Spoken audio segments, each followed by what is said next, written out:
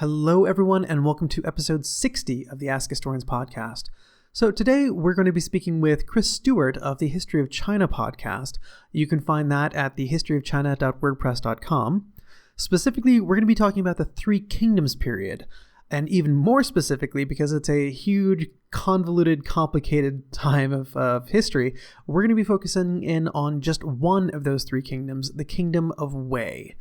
So this is going to be, we speak for a little over an hour, but we still barely skim the surface here. So I'm going to go ahead and recommend that if you are interested in this, and if you enjoy this podcast, I suggest you actually go to the History of China podcast itself.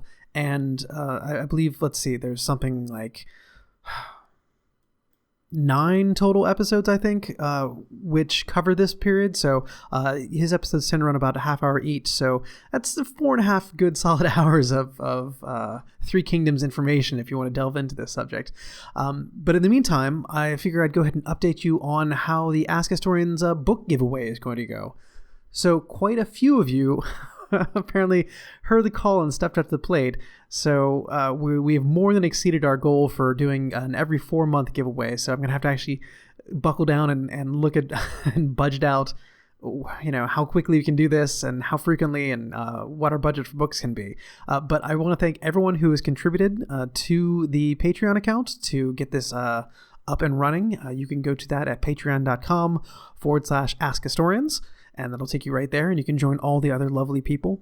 I have picked out 4 books that we'll be giving away, not this episode, but next episode. I will be holding the raffle and announcing the winner. And I'll go ahead at the end of the episode, just to build a little tension. At the end of this episode, I'll go ahead and announce which of those 4 books we will be raffling off. We'll be raffling off one of them, so don't get your hopes up. But it'll be a selection of one of those 4 you can pick out if you are the winner, which of course you will be, because you're a very lucky person. So enough rambling from me. Let's go ahead and get started with the episode.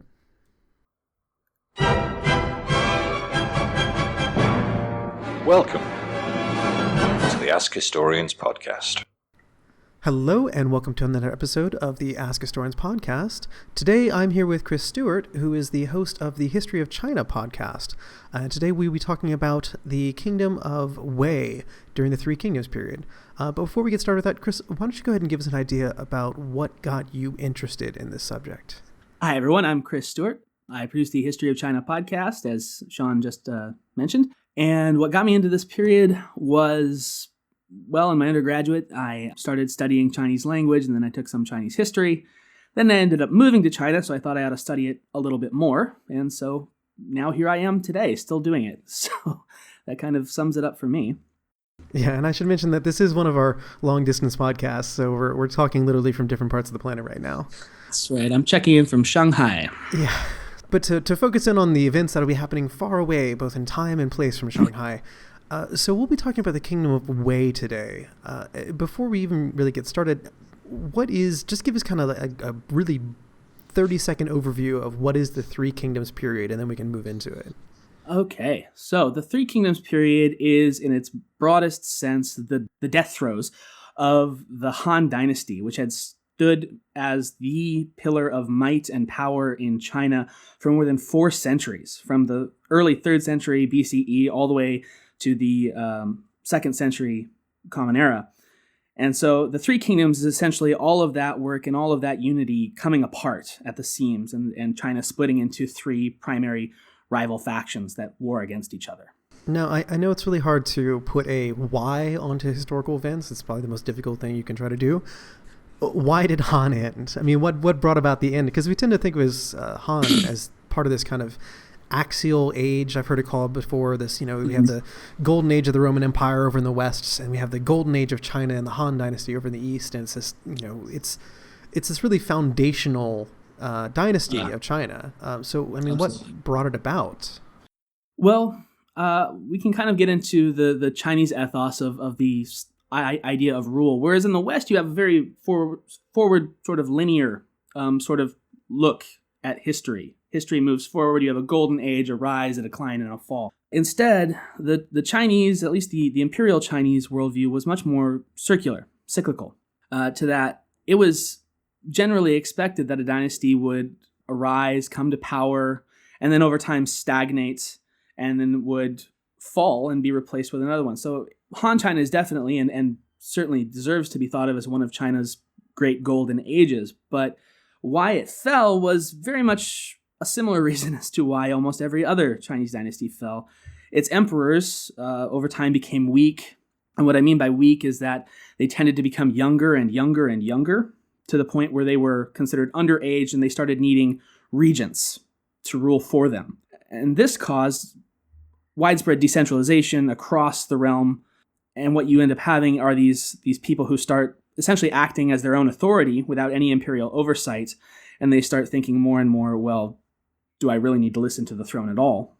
So what that in turn leads to is, a collapse of the central states, which is what we had happen here. Now, one of these central figures that kind of accrued more and more power onto themselves, kind of apart from, or I guess you could say not really apart from, imperial favor, because, these people we're talking about are essentially kind of, I guess you'd say like warlords, but they're warlords operating with the tacit approval of the Han Emperor.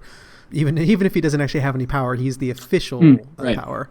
One of those was notably this guy called Cao Cao. Yeah, that's right. Cao Cao, he will become the commander and ultimately the founder of the northernmost and most powerful of the three kingdoms, which is called Wei. Although, as we mentioned in our little pre-chat here, it's only called Cao Wei because there's so many others after it. But he ends up founding that state, or his son does rather, but he's also credited. Yeah, so let's go ahead and talk about the end of the Han then, because it happens not necessarily under Cao Cao's watch, but under the watch of his son. Okay, yeah. Well, to get an idea of who this guy is, who is Cao Cao, he was a commander and a general of the Han army. He was actually in charge of the Imperial Palace's defense. He was one of the commanders of the guards when this whole event started going down. He and another guy, the other guy's name is Yuan Shao, they end up fleeing the capital when another rebellious general takes over the capital and seizes control of the emperor. And so they both go and they find their personal armies in their personal areas, and they turn around and they go to confront this guy who has seized the capital and the emperor, and ends up burning the capital down and moving to Chang'an, which is the other capital. So this warlord who has seized the emperor, his name is Dongzhou, he ends up being killed by his adopted son, which ends his whole shtick.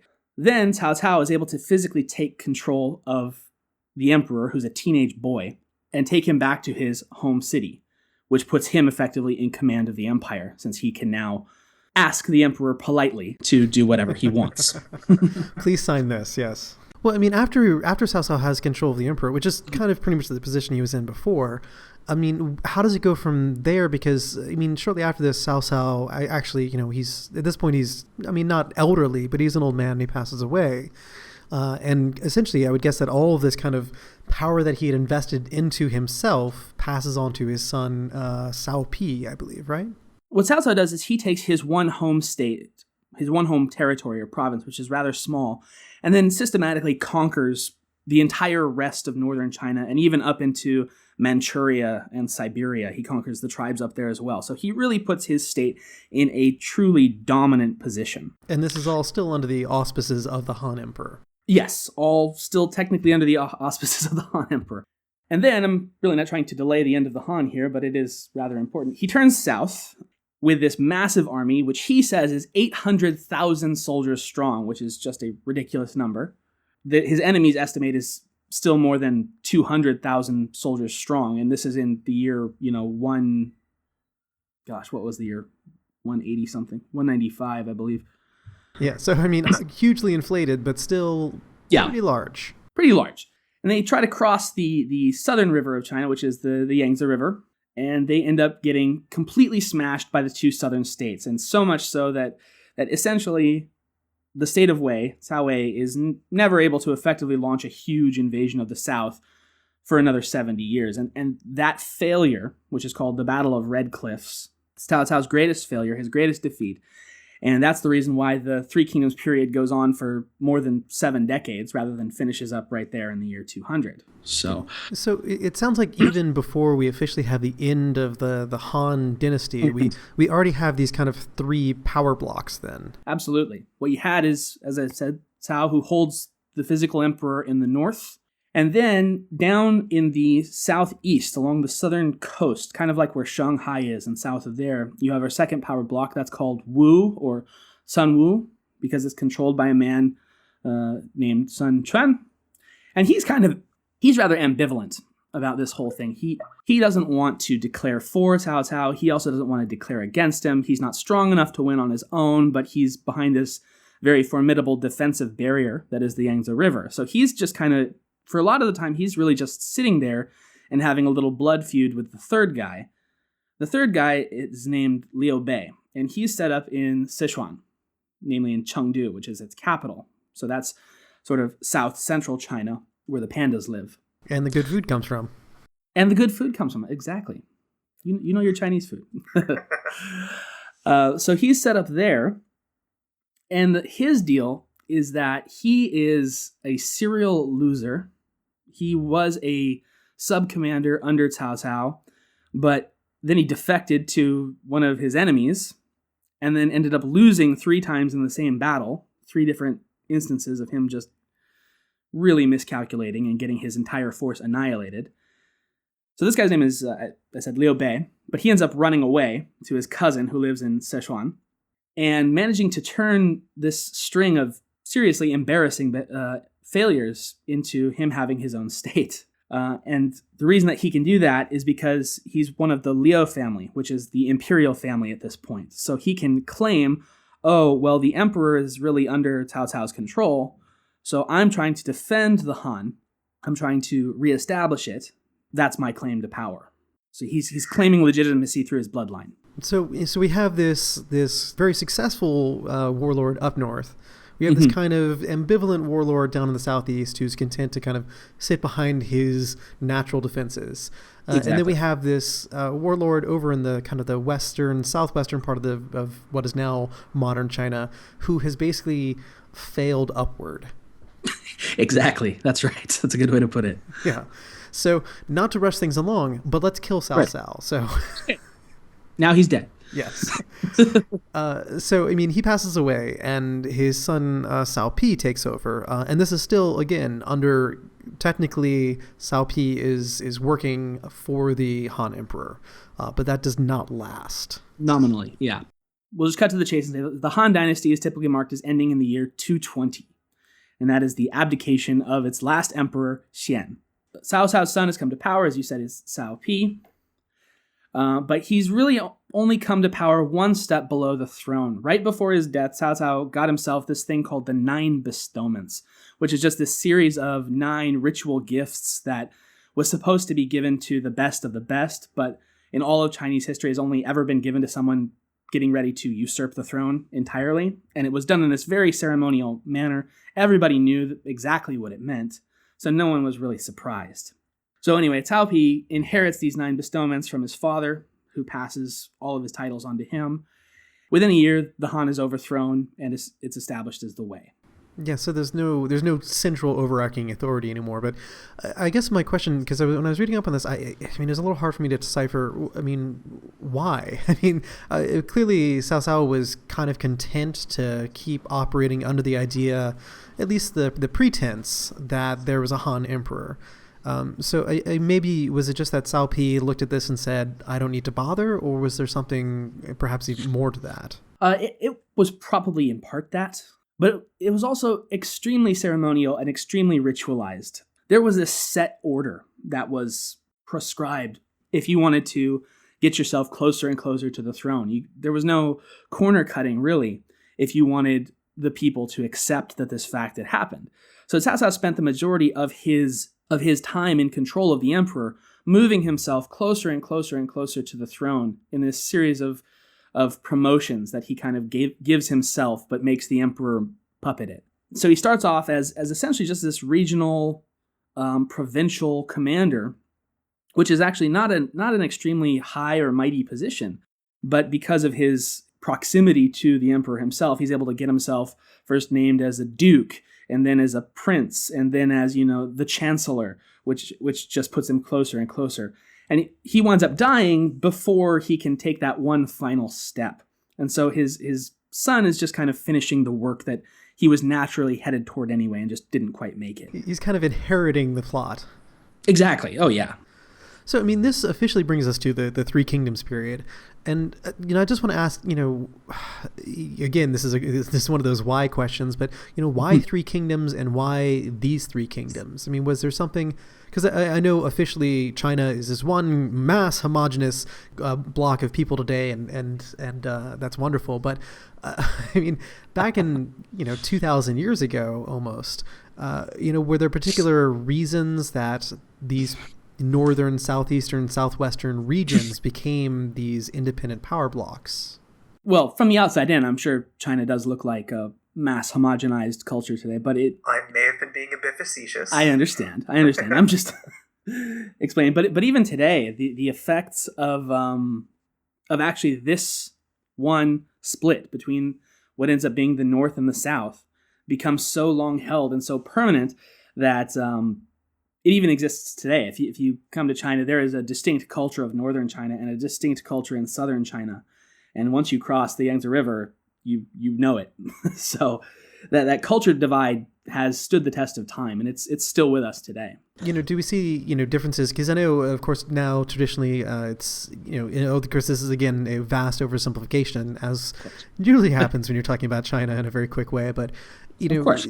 Yes, normally we think of, language differences, such as Cantonese down south and Mandarin up north. I mean, do we have that kind of split at this time as well? At this point, you would actually have it a lot more split up. What we've had in the 20th century is a real homogenization of spoken Chinese language, whereas in much of Chinese history, and certainly this period, every region or possibly every city would have had its own distinct dialect that would probably have been intelligible to the areas around it and local to it. But you go to another part of the country and they're speaking something almost completely different. So in the South, you have what's called Wu Chinese, which is a whole different family branch of languages than you have in the North, which is the Mandarin or the common Chinese. And then in the South, of course, you have the Cantonese family of languages.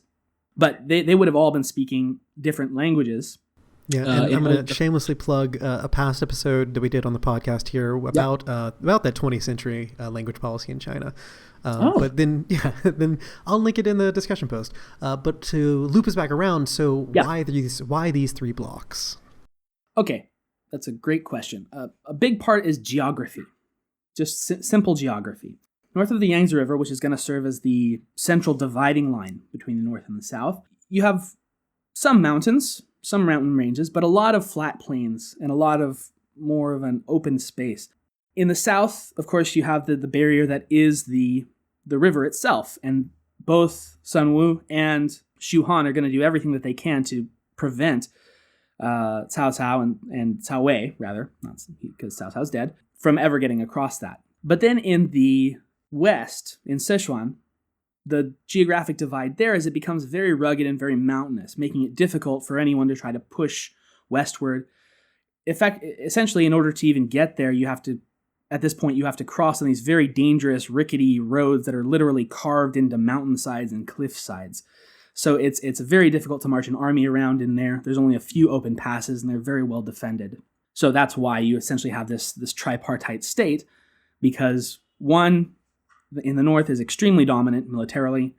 One is strong enough to hold their river outposts, and the other is hidden behind the mountains, essentially. Well, also controls the center of China, but their center of power is very difficult to get to. I mean, I would assume that Cao Pi, even though he inherited his father's hard work at essentially overthrowing the Han Emperor, but he himself would be called, I guess, in our parlance, like the king of Wei, which I know probably king is probably not the most precise translation, right? So he inherits this thing that you might call king, or you might also call prince. In Chinese, it's Wang. and which means both. So you can translate it as king or prince in this case.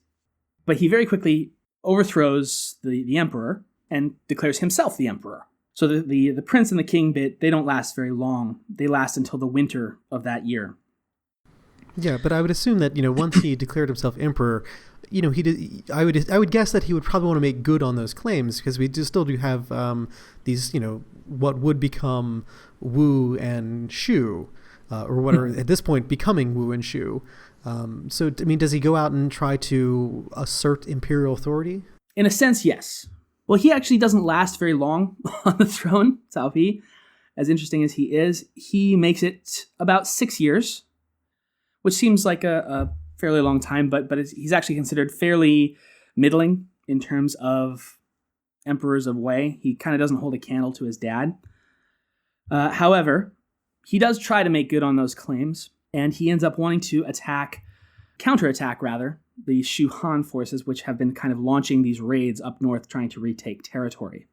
The commander of Shu Han is this very famous commander in Chinese history. He's kind of the Sun Tzu of the age. He's named Zhuge Liang, and he is probably most famous for inventing or perfecting the repeating crossbow, although that's just one of the things that he did. Zhuge Liang launches this series of 5 northern strikes, all aimed at trying to get a foothold back in northern China. But he is fended off and then sort of beaten back by one of Cao Pi's generals, who kind of makes his name here. And this guy's name is Sima Yi, who takes command of the army and beats back Shu Han, and then makes himself even greater by taking the army to the northeast, to Liaodong, which is near Korea. And this is Sima Yi is taking the army to the northeast. Right, yeah, sorry. Thank you for the clarification. I was wondering where okay, I'm not going to get this right.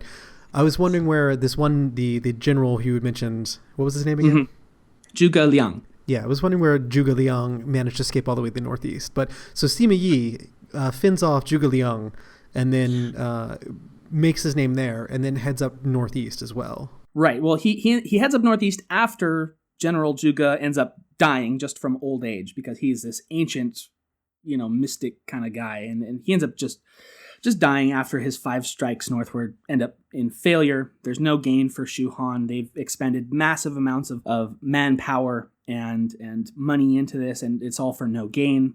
And that whole outcome of Shu Han trying to strike northward, trying to get a foothold, and committing huge amounts of resources to almost never gain anything from those expenditures is really going to come around and bite them in the end.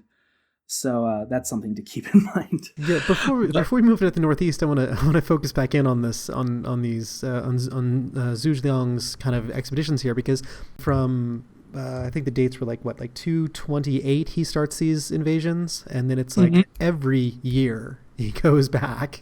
It's like clock.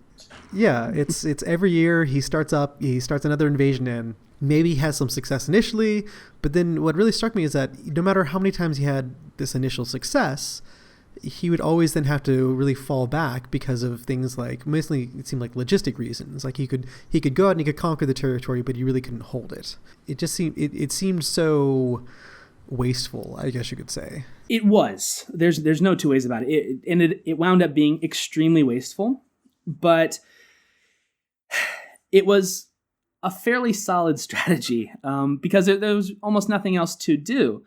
As I said, Shu Han was kind of boxed in this terrain, which meant it was relatively easily to defend, but it was also very difficult to strike out from. There was only a certain number of directions that you could really launch any significant force.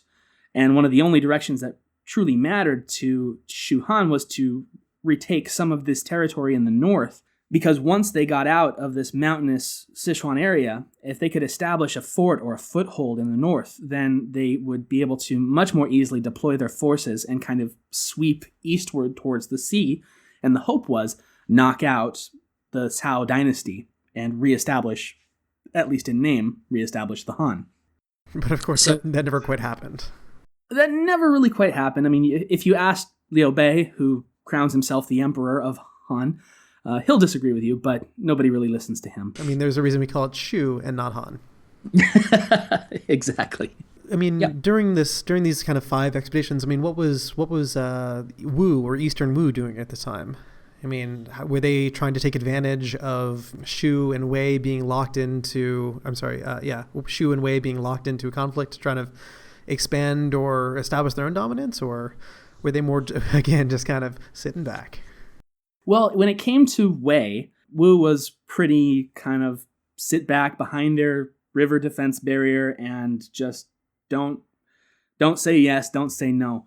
But when it came to Shu Han, those 2 states were in it all the time. They hated each other, for lack of a stronger word. At any point when Wei was not directly threatening to invade the south, which would force them to come together and mount a joint defense, whenever that wasn't happening, they were constantly at one another's throats. They were sending raids into each other's territories. They were killing high-ranking members of their families and officers, and it was like the Clampetts and McCoys, really. Sorry, the Hatfields and McCoys. It was a real blood feud. Yeah, so let's once again wheel back up to the Northeast, where Sima Yi is making his name even greater. Yes. So he is pacifying this rebel group near Korea, and after other commanders had been unable to take this fortified city, which was called Xiangping, he's able to move up there with his army and in less than a year take it completely, subjugate the population, and destroy any resistance. So he's established himself as this extremely effective, extremely powerful military commander that commands the respect of his army and his men. But I mean, at this point, we still have, I guess, not a nominal, but still an actual Cao family ruler on the throne, right? This is Cao Pi's son. The Cao dynasty grows remarkably weak, remarkably quickly. You have Cao, who's never quite emperor, but he is this towering figure. Then you have Cao Pi, which is just this sort of middling, mediocre kind of guy. But unlike his father, he is actually an emperor in name. In life, yes. So Sima Yi is building his name up, and this is still under the auspices of a member of the Cao dynasty. This is the son of Cao Pi, because I think Cao Pi actually, he passes away. Is this during or after Zhu Liang is doing his invasions? Boy, I'd have to go back and look if that was actually, I believe it was during the invasions, but he ends up getting sick, crowning Cao Rui crown prince, and then dies. And Cao Rui is around 20 or 21 when he becomes the emperor. Now, Cao Rui is an adopted son, if I was doing my background research correctly. He's an adopted son of Cao Pi. There's a controversy that he may have been. Cao Pi, of course, claimed that this was his natural son, but there's this controversy because he ended up marrying in quotation marks there, because it was not a choice matter for her. The status of women in the past is kind of scary. Oh my gosh, is it ever? The former wife of one of his father's enemies. So she's forcibly married to him, and then 8 months later, she gives birth to this boy, which, again, Cao Pi claims is his, but the timing is questionable enough that it might not be his at all. Who knows? Anyway, so Cao Rui ascends to the, I mean, would you call it takes the mandate of heaven? Is that the a proper terminology at this point? He would certainly claim that he did. Yes, that would be the claim of everybody seeking the title, that they have the mandate of heaven. And so at this point is when Sima Yi is really making his name known in the defense against Shu, but also up in the north against Liaodong, right? Liaodong was the province that he was claiming. Yeah. Liaodong, yeah. That's up near Korea.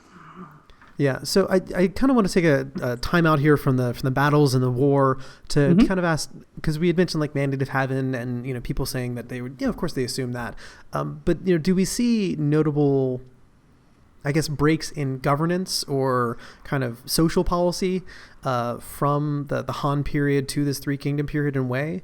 I mean, or is Wei trying very, very hard to maintain the social structure that they had inherited from the Han? No, that's a very good question.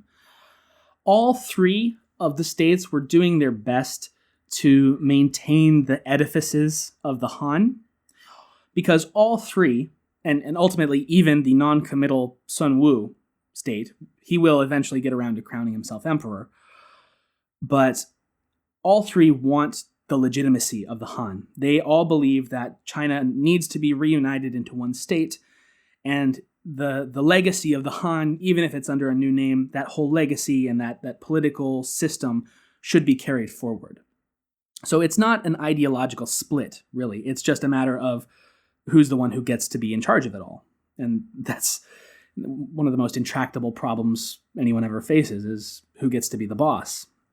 But they all do want, in effect, the reestablishment of a unified central imperial state, just like the Han. Now, of course, they're holding on to that ideology of being the one in charge. But I guess what I was really kind of digging at is, do we have... I guess what I'm saying is that I'm seeing Sima Yi becoming what essentially seems like another Cao. I'm kind of wondering if the Cao dynasty themselves under Cao Pi or Cao Rui were perhaps doing something to prevent another repeat of what their family had done. You're asking me if the emperors of Wei were trying to do something to fend off another usurpation?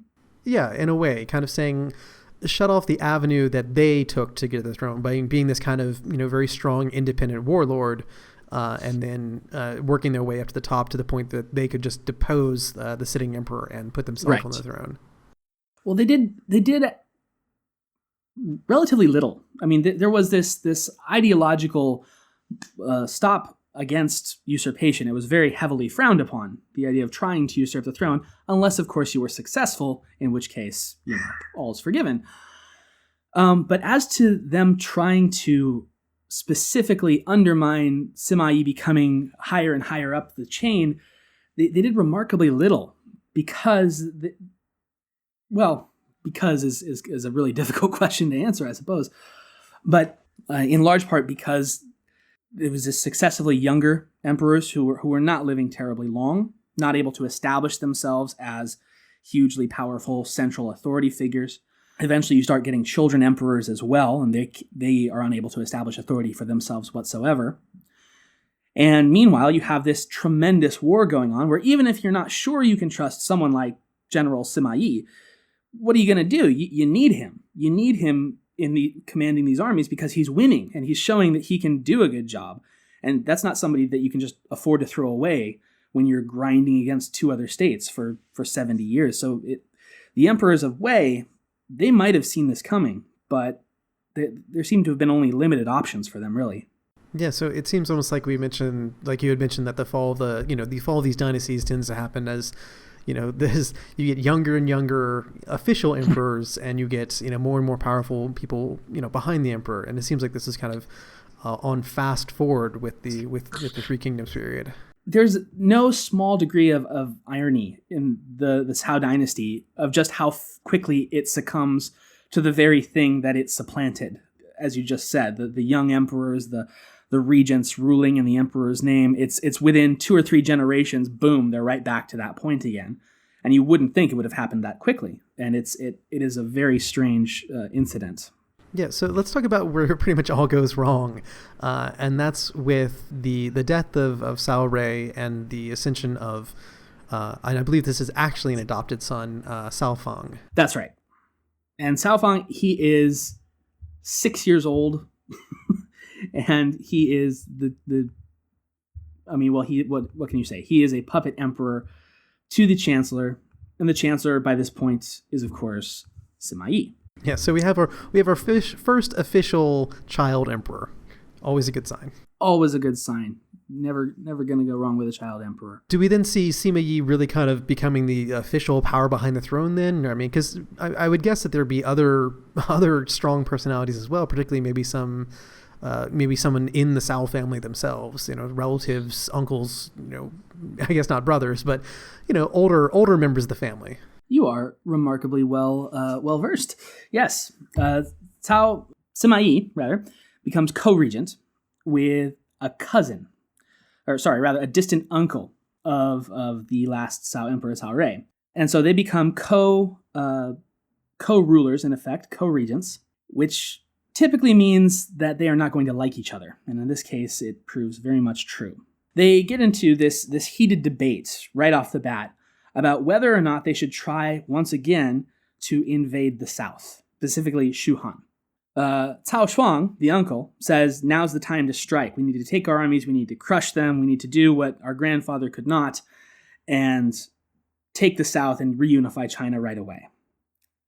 Sima Yi, on the other hand, he is much more cautious about this. He kind of understands the force differential going on here and how they really don't have nearly the resources that they used to have. They don't have nearly the manpower that they used to have. And so it's going to be a much more difficult campaign than Cao Shuang seems to think it is. And so he very publicly comes out against the invasion of the South. And he puts his career on the line, saying, don't do this, this is a bad idea. Cao Shuang does it anyway, intending to be this great, glorious, conquering hero. And he leads his army south to Shuhan and is crushed. He just gets the floor wiped with him by the defenders of the south, which causes his stock to just plummet. Meanwhile, Sima Yi becomes extremely popular because he seemed to have been able to predict whether or not this attack would have worked or failed. So he suddenly becomes very much the popular person in the capital, whereas his co-regent is on the outs. So, I mean, does he make a play to kind of depose this co-regent at the time? Or, I mean, what happens next, I guess? Don't leave us on edge here. Right. I will not leave you on edge. So, in spite of the fact that Sima becomes extremely popular, Shuang is still the family member of the child emperor, and so he still maintains superiority at the court, in spite of the fact that he's become much less popular. And he perceives that Sima Yi is coming up against him in a real threatening way. And so he uses his royal prerogative, essentially, to post him out of the capital, way out in the middle of nowhere, essentially, effectively ending Sima Yi's career. And then afterwards, he goes and sends spies. And Sima Yi's an old man. He's about 70 years old at this point. When the spies come and investigate his little home outside of the capital, where he can't do any harm, he plays the role of this very dementia-addled grandfather. You know, nothing to see here. I'm not doing anything. I can barely feed myself, this kind of a thing. Once the spies leave, though, the story goes, at least, it's a very personal story for such an old tale, that it was all just a ruse, that he was as sharp as ever, and he was planning revenge with his two sons. And they planned to move against both the regent, Cao Shuang, and the child emperor. And they do this in the year 249. The emperor and his regent and the whole imperial retinue actually leave the capital city to go pay respects to the graves of their ancestors and conduct ceremonies in this holy ritual. So while the imperial family is out doing this, the Sima family is able to get back into the capital and somehow get access to the empress's imperial seal, which is essentially this giant jade carved stamp. And any document that is stamped on becomes law, essentially. So by gaining access to this, and it's not known whether they took it from her by force, whether they snuck it away from her, whether she gave it willingly, it's really not understood how they came into possession of this, at least not from what I've ever seen. They order that the city gates be shut, sealing out the emperor himself and Cao Shuang and the whole imperial family, which really puts them in a bit of a bind. So they've kind of said, well, you have the emperor, but we have the capital. We have the capital and everybody in it. Yes. So this standoff ends with Cao Shuang basically saying, okay, I give. You can be the regent. Sima Yi, you can be the regent. I will retire, and I will just go off and into the sunset and not bother anybody again. You know, you have my word. Sima Yi says, no, I don't think so. And so once Cao Shuang gives up, he and his whole family end up being executed for treason anyway. Which well, I mean, from what I know of Chinese history, I'm surprised they did not see that coming.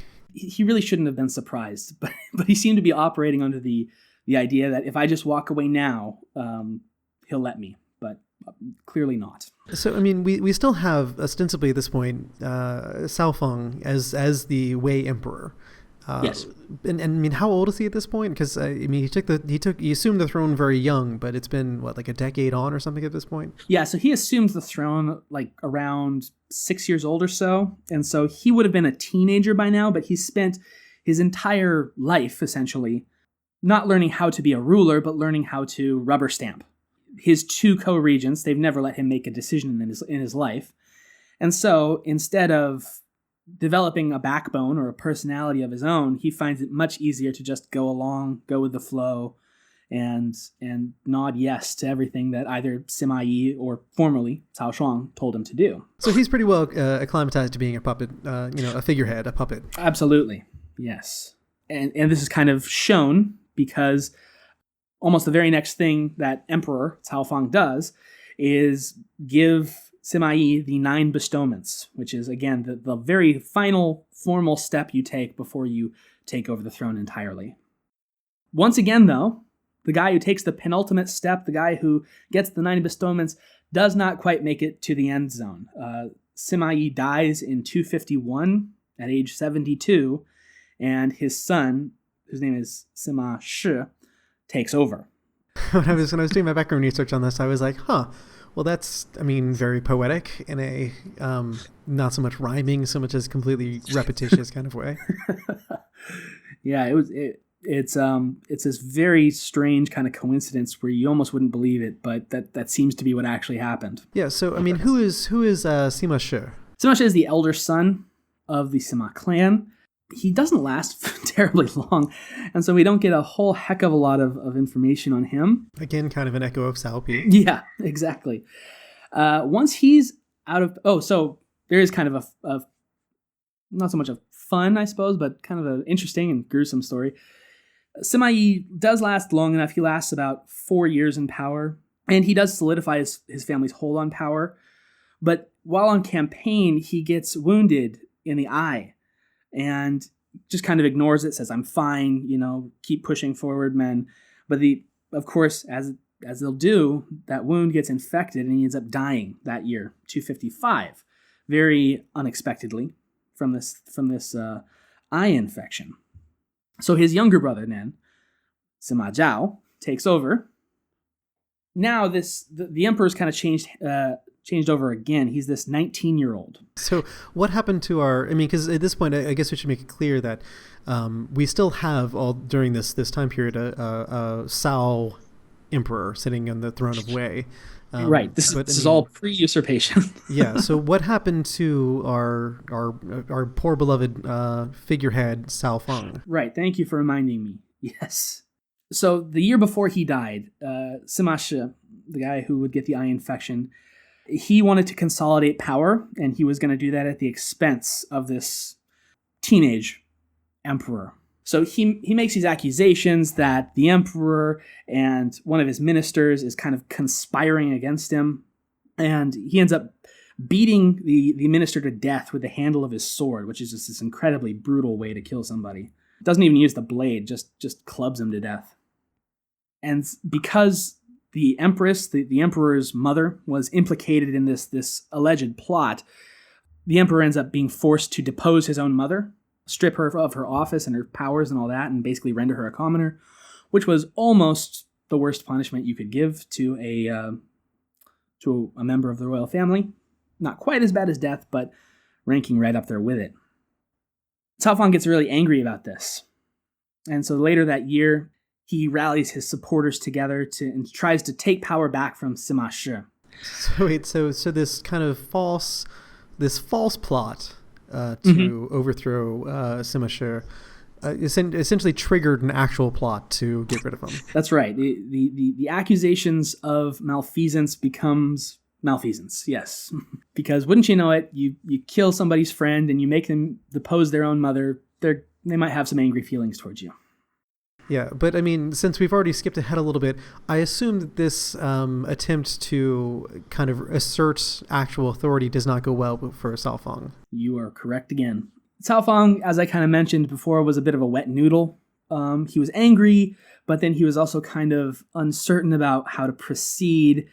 And in the meantime, while he's waffling over, should I move forward to overthrow Sima Shi, The news of this actual plot leaks because they always do. That is a historical truth of Chinese history. If you have a secret plot, it is always going to leak out. Your enemies are always going to find out. It's like a law of nature. So this one does. Sima Shi acts first because Cao Fang cannot seem to make up his mind.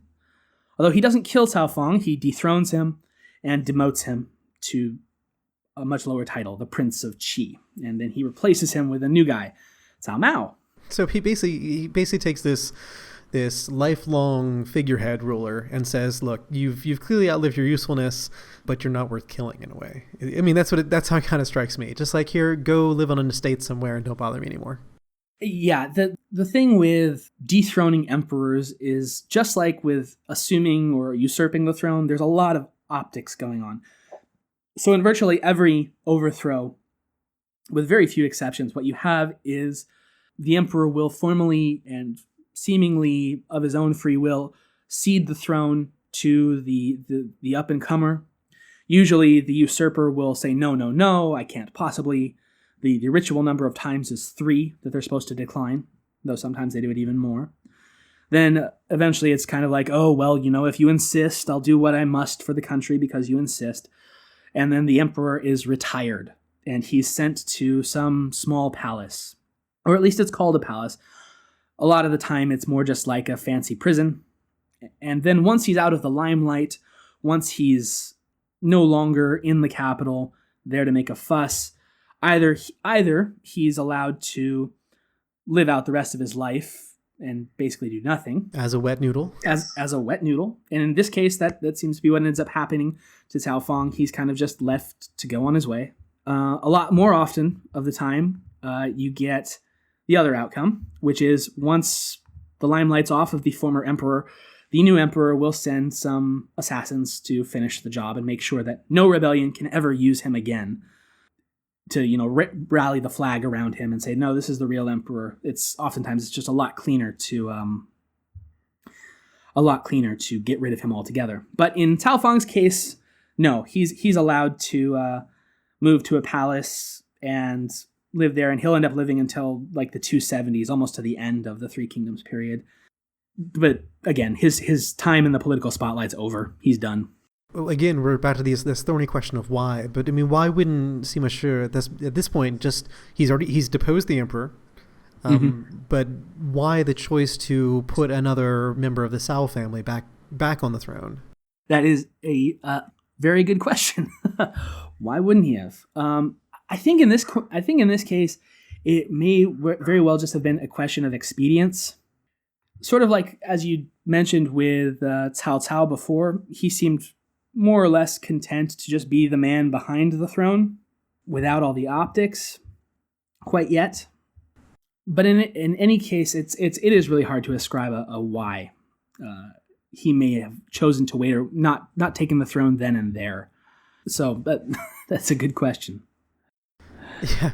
So, I mean, I guess I could ask you about this Cao family member, Cao Mao, that was put on the throne. But, I mean, it seems almost at this point, I mean, despite the fact that Sima Shi did not go through with the actual crowning himself, I mean, it seems like this is pretty much if not the official, then this is pretty much the real end of the Cao dynasty, right? Oh yeah.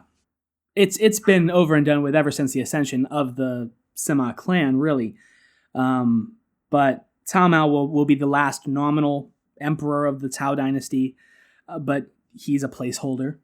And yeah, with Cao Fang's abortive attempt at a rebellion against Sima Shi, any claim of power that the Cao family had was broken. It was the end of the dynasty in all but name. Yeah, so, I mean, when do we see the official changeover from the Cao ruling way to the Sima ruling way? Okay. First off, just a little bit of nomenclature. The Sima clan gets themselves named as the dukes of a region called Jin. So when they come to power, Wei is actually going to cease altogether, and it will become the state of Jin, which is typically how dynastic namings work in China. They are almost always named after the the region that the ruler comes from before taking the throne, rather. So, for instance, if you were to become emperor of China at this moment, it would be the Empire of Shanghai. Right. Something like that, yeah. If we were following convention, I might break convention. You might break convention a little bit, yes. just in a few ways. So, yeah, I kind of got it twisted back, but if we get back to where Sima Yi dies after Cao Fang does, then his younger brother Sima Zhao takes over, and this new emperor, Cao Mao, we just discussed briefly, he's seems to be kind of this hothead, this 19-year-old kid who's not nearly the spineless wet noodle that Cao Fang was. And he ends up getting quite angry at Sima Zhao, at the fact that he seems to have no imperial power and that his chancellor seems to have it all, and he wants it back. So he ends up taking to the streets with his kind of this personal band of guards. He walks up to the chancellor's private residence, and he starts shouting at him, challenging him to essentially one-on-one combat. Sima Zhao takes him up on it. He doesn't really want to kill him. He just kind of wants to embarrass this petulant little kid. And so they sword fight in the streets a bit, and then they end up kind of running through a few houses. And it's the Emperor Cao Mao chasing down Sima Zhao as he kind of backs off and retreats, backs through a doorway, and on the other side of the doorway is one of Sima Zhao's personal guards. And he's a bit overzealous, and he ends up taking his weapon and stabbing the emperor, which kills him. The way you're framing it, it sounds like that Sima Zhao had no interest in permanently deposing Cao Mao at this point. No, from everything I've read on this topic, it really just seems he was called out by this 19-year-old kid who really should have known better. Come down here and fight me. And so he wants to embarrass him. He wants to show that he is really, truly the one calling the shots around here. But he doesn't want to kill him. That was not the intent. I believe he ends up punishing the guard who killed the emperor. I believe he ends up putting him to death, even though he was protecting the life of his liege lord, in his viewpoint at least. It was such a huge taboo to kill a sovereign, even a powerless one, that it really upset the order of things, and which is again why so often with these dethronements and these abdications, it's not, oh, we're gonna behead the emperor. It's we're gonna retire him to a farm upstate when he can run around with your puppy when you were young. Yes, exactly. Yeah, but I mean, at the same time, it seems awfully convenient. The fact that, yes, this hothead emperor challenged me to combat, and though I did not kill him, he was killed. And that just happens to leave me in charge officially. Oh, darn. Oh, whatever. Oh, bother. Whatever shall I do?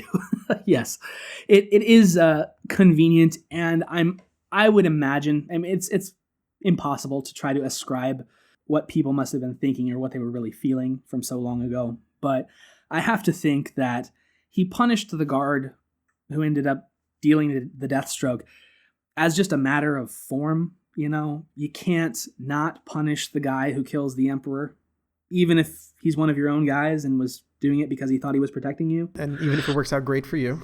Even if it works out great for you, it's all about the optics, and it's about, if I'm killed by a guard when I'm the emperor, I want that guy punished too. So it's not wanting to set a bad precedent as well. To kind of turn away, because I mean, at this point, we officially have the end of Wei, yes, and the official start of Jin. Jin. Again, tonal languages are going to get me. But we have the end of one state, the beginning of another. But at the same point, because we've kind of been focused very, I guess you could say, insularly. We've been focused really on this kind of royal family dynamic. But I mean, at the same time, we're starting to see the actual end of the Three Kingdoms period, because there starts to not be three kingdoms anymore. That's right. So what you have is this amazing instance of, you have 70-something years of these states clashing against each other in these titanic battles but nothing else changes. And that's kind of why we don't spend a whole lot of time in those intervening years, because it's a bit like the battles of the First World War, to really make a general comparison of you can focus down on battle after battle after battle, but if the front lines never change, it all just kind of blurs together and it becomes really confusing. But it all really falls apart. It all comes to a conclusion very quickly, as you just said. So Sima Zhao, now the emperor of the newly established Jin dynasty, the year is 262, and he announces his plan to invade for like the half dozenth time the south. And this time he's sure it's going to work, but basically everybody else says, you're crazy, we can't do that. We've tried, what do you think we've been trying to do for the last 60 plus years? Oh, this plan again. Yeah, haven't we heard this tune before? Because externally, the two southern states both seem to be in relatively the same position that they have been for the longest time, which is defensively strong and unable to be breached. What nobody in the north realizes, though, is that even though Shu Han has this sort of outer facade of still looking strong, its fundamentals are on the verge of collapse. By this point, it is gone virtually bankrupt. Internally, it's weak. There's a lot of dissension and rebellion within the ranks. That's because, in large part, the population has been depleted. And by depleted, I mean maybe up to 2/3 of the male population may have just been gone, just through wave after wave of as we said before, just these wasteful attacks on both Sun Wu and Cao Wei. So even though it looks tough from the outside, it's ready to crumble. And as the Jin army, now the northern Jin army, marches south on its typical invasion path, which is through this one valley that's wide enough to accommodate an army. It runs north-south, which is also why Shu Han had been trying to drive north and establish its foothold to the north, because you have this one kind of valley corridor that you really could march an army through, instead of having to take one man by one man mountain trails, which of course is just logistically nightmarish.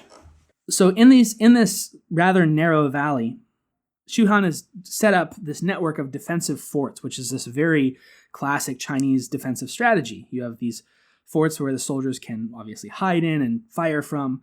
And he has two main forts here, and he stocks them with his defenders. And his plan is to, when the Jin army hits the border and begins its invasion, he's going to draw his forces back and regroup them, and also take them from other parts of his empire to reinforce these defensive lines. And the way he's planning to buy time is by assuming that the Jin army is going to get bogged down laying siege to these two forts. And they're going to stop their operation. They're going to take these two forts, and they're going to spend weeks or months trying to do so. So he has these forts very heavily stocked with supplies and arms and ready to hold out for a long siege. But that plan just ends up falling totally flat, because as the Jin armies march by, they break off two little detachments of about 10,000 men each or so. That's the numbers that they give us, to just make sure that those forts stay under siege, that the guys can't come out and attack them from behind, but otherwise just to sit outside and make sure that they don't go anywhere. Meanwhile, the rest of the Jin army just marches right on by and keeps going further and further into Shu Han. It's basically saying, nice defenses you got there. It'd be a shame if someone ignored them. Exactly, yeah. It's they just wave as they walk on by. And this is such the Shu Han has staked everything on this defense. And so what you have is the invasion began in September of 262. And by the middle of October, the entire outer defensive region to the north had been completely captured. They were just totally undone. I'm sorry. This is actually before Sima Zhao crowns himself the emperor, so he's still just the duke. But regardless, the outcome is the same. Yeah, so not officially the emperor of Jin yet. Not officially yet. He's still doing this under the auspices of Cao Wei, but it is a foregone conclusion at this point. So technically, Cao Wei conquers Shu. Technically, yes. I guess we have to give them the technical victory. Yeah. So, but I mean, this is, although not officially the end of the Three Kingdoms period, this is the end of Three Kingdoms. And it's, I mean, it's not shortly after this, but it is, I believe, under the son of Sima Zhao, who, eventually brings Wu to an end as well. And that officially brings us to an end of the Three Kingdoms, correct? The whole thing collapses remarkably quickly. Yeah. Once the northern state, Wei or Jin or whatever you want to call it, can establish its foothold south of the Yangtze River, then it can move its troops and its massive number of supplies, and it can just roll eastward along the river current, and just it smashes into Sun Wu and brings that whole era to a close. So I think we'll let the Jin kind of end on a high note there and not talk about what comes next. Very nice of you. Very nice of you. Yeah. Because this isn't this is basically just the beginning of a long period this is, I believe you called it the period of disunity in China. Yes. Where, this is just several centuries of there really being no long-lasting central authority. But at this one point right now, we have one dynasty ruling all of China. And you have this so brief moment of unification. And then we have a few centuries of nothing, of not that. Titanic, centuries-long civil war, yes. Yeah, and so I kind of want to go back because, this is the Three Kingdoms period, although we really focused in only on one of those kingdoms, the most influential, the one that won out in the end. This is a fairly well-known period in time, even if people don't know the details, they know that there is this period of Three Kingdoms in China, and it's all very romantic. And I believe 90% of all Chinese media is Three Kingdoms themed at the moment. It fluctuates between 75 and 90, but right about it's either that or the Second Sino-Japanese War. So you got to vary it up a little bit. Yeah, so I kind of want to ask, what is it that makes this period such a kind of resounding throughout the centuries as echoing as this very formative period in China's history? Yeah. Because it seems like, as you were talking about, Shu Han and it's 2/3 of its adult male population had been killed in decades of warfare. This seems like a terrible period to be alive in China. It seems like unending warfare for very little gains. It's I'd call it a Cold War, but it's very hot and it's very bloody, and not much is gained for decades. So what is it that people look back upon this time as this romance of the Three Kingdoms, you might say? Well, I think the novel is obviously called The Romance of the Three Kingdoms, but it definitely is a novel about the scope and the scale and the horror of this war. So it's not hearkening back to it as some glorious age to be relived by any means. So, but why does it resonate so much? I think that we could probably give a few different points to maybe work toward an answer to that. For one, this is essentially the first time since China has unified as an empire in the Qin dynasty. It's essentially the first time that you have it fracturing into multiple states again. You had the shift from the Qin to the Han, but that occurred relatively quickly. You had a few warlord states spring up for a little while afterwards, but it was primarily between two contenders there. And then the state was reunified once again. And then it was unified for 400 years or so. So what we have as the Three Kingdoms instead is it fracturing into three pieces, and then that's only the opening salvo of a much longer period of again, disunity or civil war.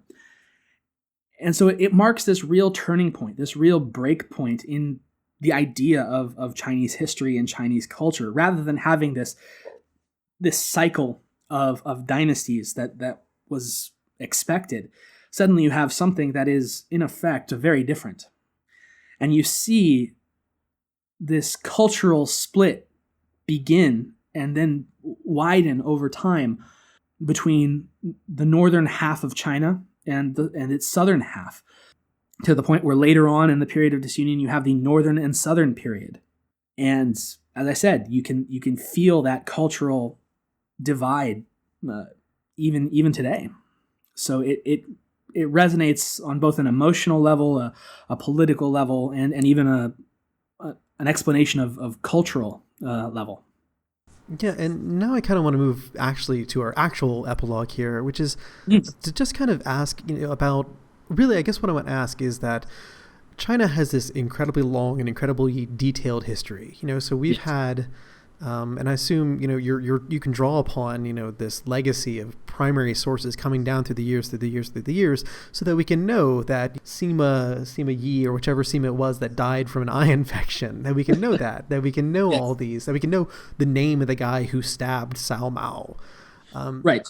Yeah. So it has this incredibly, incredibly rich history, and I want to kind of ask you for your opinion on why you think that perhaps maybe Chinese history is not better well known in amongst what would be our majority listener base, which would mostly be Americans and Europeans, particularly, and other people in kind of the Anglosphere, Australians, New Zealanders, South Africans, things like that. That's an excellent question. Yeah, because I just want to pose something to our listeners right now, is that you probably heard of the Three Kingdoms period, but can you name what comes next? Because I can do that, but only because I've been looking up and researching this stuff. So what is it that makes Chinese history kind of so foreign and alien to people in the West, aside from it being foreign and alien? Well, that is certainly no small part of it. I mean, we talked earlier about just the pronunciation and the name difficulties. That's no small hurdle.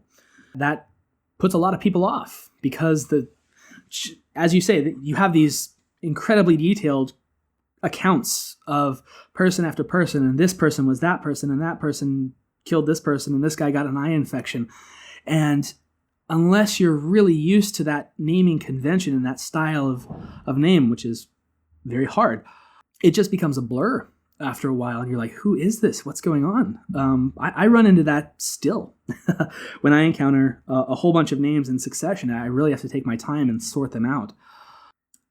That also applies to place names as well. I was trying to keep too many place names out of here, but if I start listing off ancient Chinese cities names or province names, I think a lot of people's eyes are just going to start to roll back in their heads, because it's just this extremely difficult thing for a lot of Western ears to really process.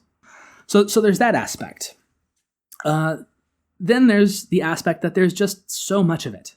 There is an incredible amount of history that's been written down about China. And so I think in a lot of cases it's, where to begin.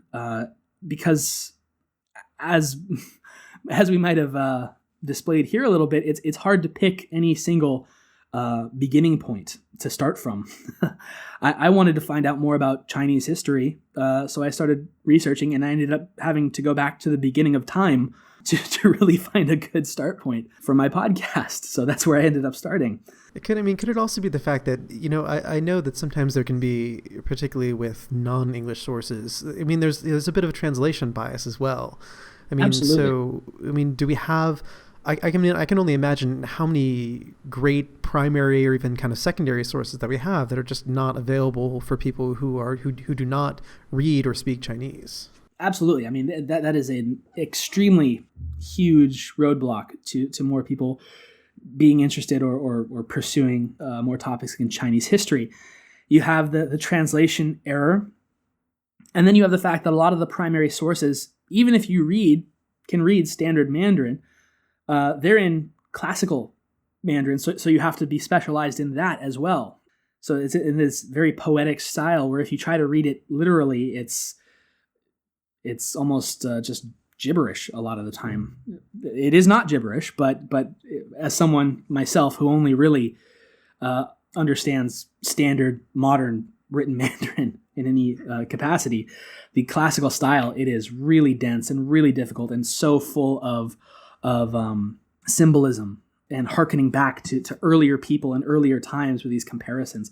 So it's this incredibly dense thing. A lot of these really old texts, even by scholars who were contemporary to them, they could really only be read with sort of a guidebook, like this Chinese history book for dummies, Spark Notes kind of a thing, these annotations that go along with it, explaining what the initial author was actually talking about. And that's in Chinese. Chinese readers have to do that too. So it's a very dense and subject to try to approach. Then the stuff you have in English, even the secondary sources, this is just, I'm sure this is a fact everywhere. A lot of them are locked behind gates, essentially. They're really difficult to get to in very expensive academic journals and the like. So there's just not a whole lot of really available histories published that would get people wanting to learn more, wanting to commit the time to take the effort to try to learn more. I think that's another big part. Well, I mean, Chris, perhaps you could recommend some sort of, easily accessible, popular form of media, perhaps a podcast, where people might learn more about Chinese history. Well, it's funny you should mention that, because I just happen to have one pop in my head. Again, I produce the History of China podcast that is available on any and all podcatcher services. You can find us at thehistoryofchina.wordpress.com. That's our home site. So we've actually moved well past the time that we talked about today. We're now in the Tang Dynasty in the 7th century with the one and only Empress of China. So it's a very exciting time, and I hope that anyone interested will not be put off by the naming challenges. It's well worth it. It's very interesting, and so I hope you'll come and listen. And I hope everyone else will go and listen to the podcast as well and get an interest in Chinese history. So maybe you can learn why the Sui dynasty is important. That's your homework. In the meantime, Chris, I want to thank you so much for being here on the Ask Historians podcast. My pleasure. And as always, thank you all for listening and for supporting the podcast. And really, if you do want to hear more about the Three Kingdoms period, or really anything in the history of China, do go to Chris's website. That's thehistoryofchina.wordpress.com. Again, the episodes for the Three Kingdoms it's roughly about episode 37 to episode 46. I will link to all of those episodes directly in our discussion post, but so if you just want to jump to them. But as he said, he's up to the Tang Dynasty now, and I've been listening recently to the Empress Wu episodes, which are just absolutely just fascinating when it comes down to it. So I'm really looking forward to moving through history with him. And really in no small part because China has always been one of those areas of history of the world where I say, I should really know more about this, because there is a wealth of information out there, but it is a lot of information. It's a very, very, very dense history. And if you're like me and you grew up in the American public school system, you probably got a pretty good framework of Western history, the history of kind of the Near East and Europe. So you can kind of you have points of reference from when we're talking about the Egyptian Old Kingdom or Babylon or ancient Greece or the Franks or something like that. So you have a framework to put all that together, and the language is much more familiar, at least when you get to certain parts of Europe. If you've heard me try to pronounce things in French, perhaps not so familiar. But China is this huge, impenetrable mass of information that, again, it's hard to know where to start with it. And when you do get started, it's hard to, it's a bit of a learning curve because you don't have those easy frames of reference. So I hope this episode was helpful in taking probably the best known period of China, I would say, or at least one of them, if not the best understood period, and made it a bit more accessible. And kind of opened up China to you in a way that I'm sure Nixon would be proud of. So anyway, I said that I would announce which of the 4 books are going to be up for the giveaway, and we'll be doing that in 2 weeks. So if you come back in for the next episode, I will go ahead and just announce the winner. And I'll put that at the top of the episode so you don't have to wait in suspense like you did in this episode. So I turned to our panel of flares on Ask Historians and asked them to suggest books to give away, trying to keep it, at a reasonable price and something to be kind of accessible to everyone. And well, maybe not accessible to everyone, but accessible to Ask Historians fans, I guess you could say. We're very smart people, all of us. So they came through in spades, and I have, at this counting right now, probably close to almost 100 or so choices to choose from, at least like 60 or 70. I did not count them all. So I want to just say thank you to all the players who went ahead and offered the suggestions. I'm still taking those suggestions, so feel free to continue to add an enormous amount of possible selections that we can have. So just to exercise my prerogative, I picked out one of my own suggestions that we'll be giving away. I also went ahead and picked out a suggestion from our next guest, that'd be Ephricites, on Greek warfare. And then I went ahead and just kind of randomly picked two of them. So my choice is Matthew Restall's 7 Myths of the Spanish Conquest. It's something that comes up and has been referenced innumerable times. It is kind of, well, it says what it does and it does what it says. From Ephricites, we have Hans van Wees, or Han van Wees, I'm not quite sure of the pronunciation, but it is Greek Warfare, Myths and Realities.